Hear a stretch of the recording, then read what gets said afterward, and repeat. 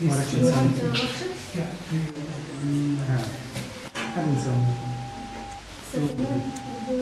الجرح موجود يعني.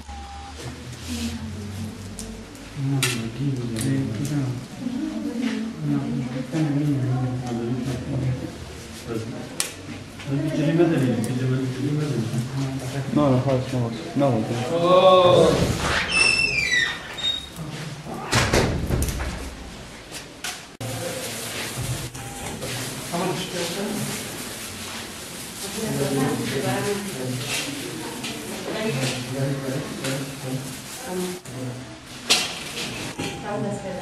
Belediye başkanlarınca demek erişim muhalefete tüsüyle, belediye başkanlarınca erişim grubu muhalefete tüsüyle, atlaşık mahsul Mahmut Joya Bakar olursa, devam eden çete erişim muhtayı mazinin diyeteki.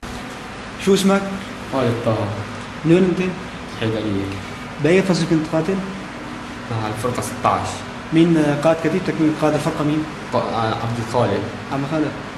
طيب يعني شو سببكم للهجوم على الشيخ مسعود؟ أوامر هاي.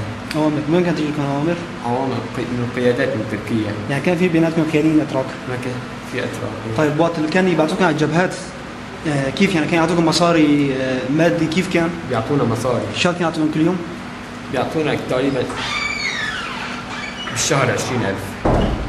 يعني مصاري يومي فيه مشان تفوت على الجبهات؟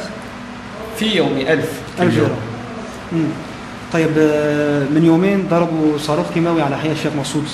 يعني هذا أمر جاء من تركيا. انه ضربته يعني.